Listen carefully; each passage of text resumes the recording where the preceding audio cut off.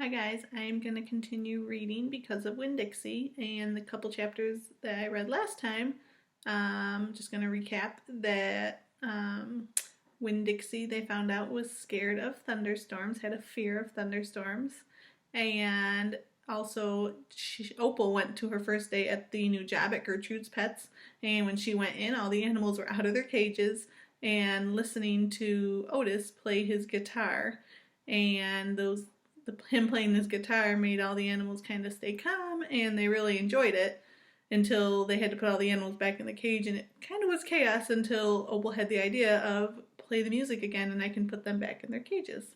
So I'm going to continue reading to see what other adventures Opal and Winn Dixie endure. Chapter 13. Me and Winn Dixie got into a daily routine where we would leave the trailer early in the morning and get down to Gertrude's Pet in time to hear Otis play his guitar music for the animals.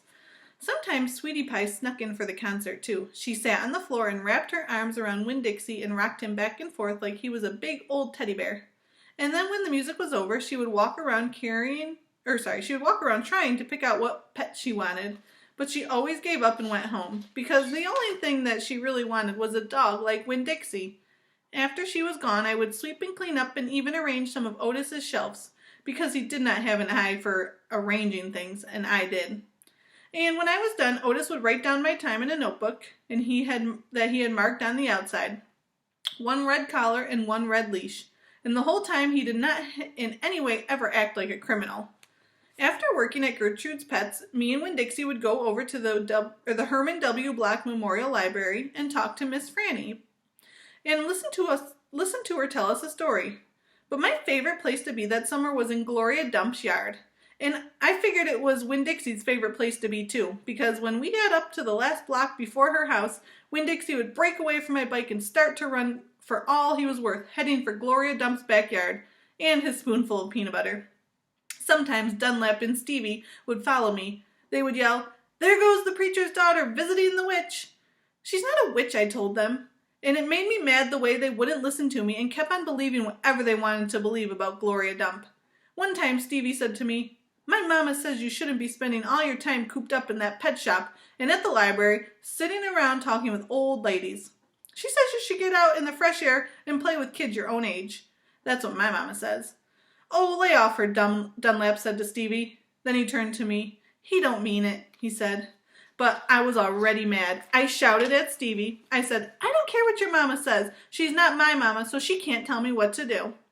"I'm going to tell my mama you said that," shouted Stevie.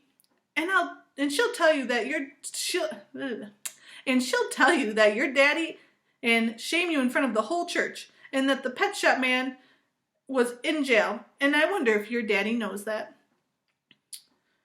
Just because he was in jail doesn't mean my daddy won't care, and he knows he was in jail anyways. That was a lie, but I don't care. And you go ahead and tell on me if you want to, you big bald-headed baby.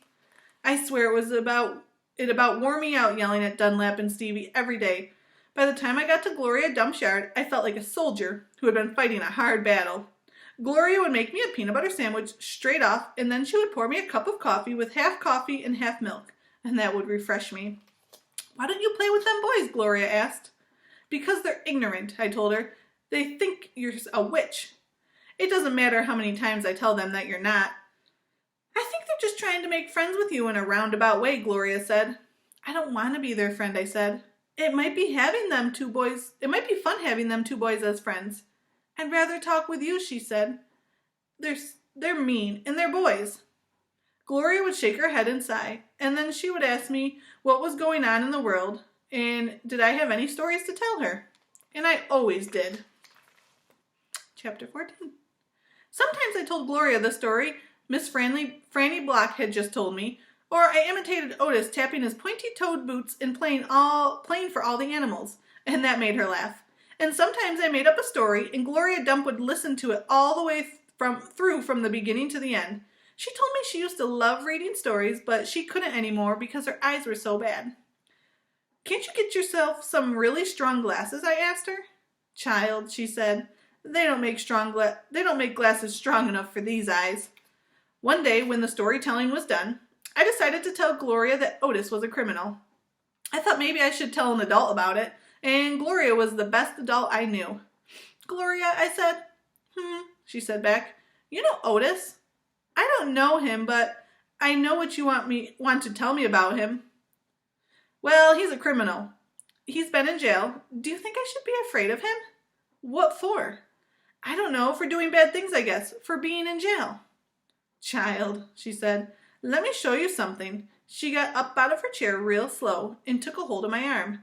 Let's the two of us walk all the way to the back of my yard. Okay, I said. I walked in when Dixie followed right behind us. It was a huge yard. I had never been all the way in the back. When we got to the big old tree, we stopped. Look at this tree, Gloria said. I looked up. There were bottles hanging from about every branch. The bottles were tied on with string, and some of them were clanking against each other and making a spooky kind of noise. Me and Winn-Dixie stood up and stared at the tree, and the hair on top of his head rose a little bit, and he growled deep in his throat. Gloria Dump pointed her cane at the tree. What do you think about this tree? I said. I don't know. Why are all those bottles on it? To keep the ghosts away. What ghosts? The ghost of all things I did wrong. I looked at all the bottles on the tree. You did that many things wrong? I asked her.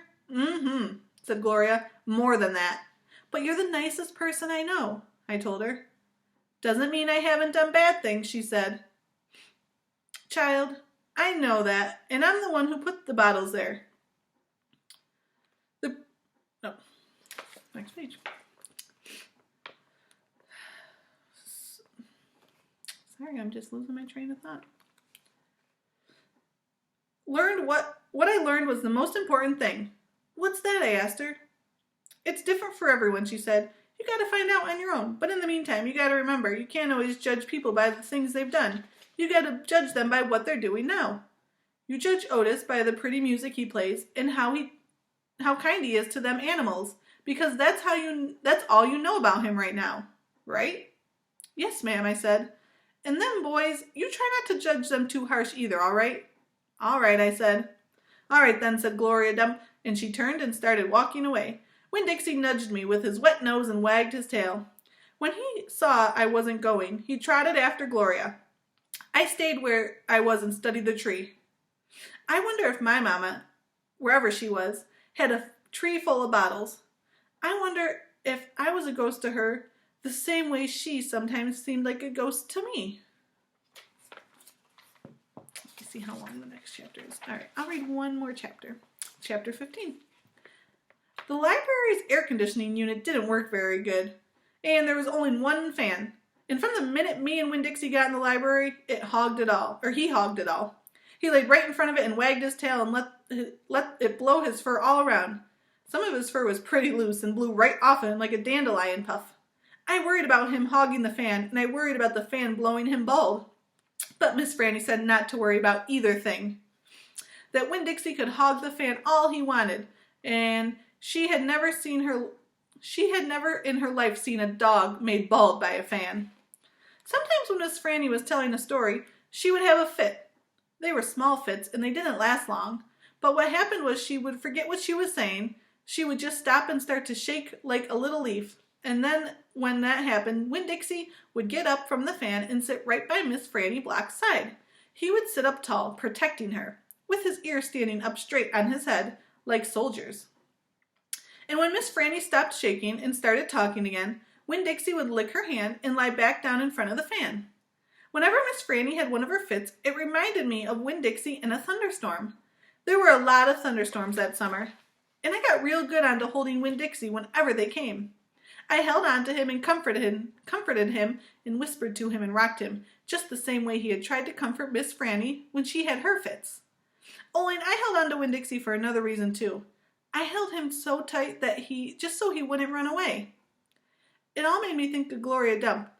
I wonder who confronted her when she heard all those bottles knocking together, those ghosts chattering about things she had done wrong. I wanted to comfort Gloria Dump. I decided the best way to do that would be to read her a book. Read it to her loud enough to keep the ghosts away.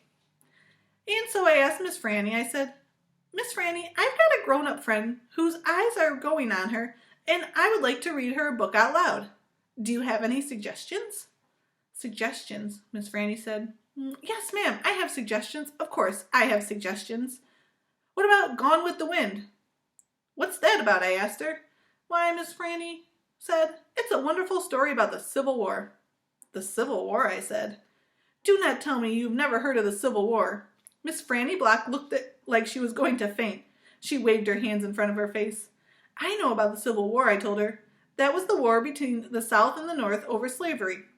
"Slavery, yes," said Miss Franny. "It was also about the states' rights and money. It was a terrible war. My great-grandfather fought in that war. He was just a boy." "Your great-grandfather?" "Yes, ma'am. Litmus W. Black." "Now there's a story." Winn-Dixie yawned real big and laid down on his side with a thump and a sigh. I swear he knew that phrase. "Now there's a story." And he knew it meant that we weren't going anywhere real soon. "Go ahead and tell it to me, Miss Franny," I said. I sat down cross-legged next to Winn-Dixie. I pushed him and tried to get him to share the fan, but he pretended he was asleep and he wouldn't move. I was all settled in and ready for a good story when the door banged and pinch-faced Amanda Wilkinson came in. Winn-Dixie sat up and stared at her. He tried out a smile on her, but she didn't smile back, so he just laid down. "I'm ready for another book," Amanda said, slamming her book down on Miss Franny's desk. "Well," said Miss Franny, "maybe you wouldn't mind waiting. I'm telling India Opal a story about my great-grandfather. You are, of course, more than welcome to listen. It will be just 1 minute." Amanda sighed a real big dramatic sigh and stared past me. She pretended like she wasn't interested, but she was, I could tell. "Come sit over here," said Miss Franny. "I'll stand." "Thank you," said Amanda. "Suit yourself," Miss Franny shrugged. "Now, where was I? Oh, yes. Litmus W. Black." And I'm going to end there, and the next time I read, we'll find out about Miss Franny's story.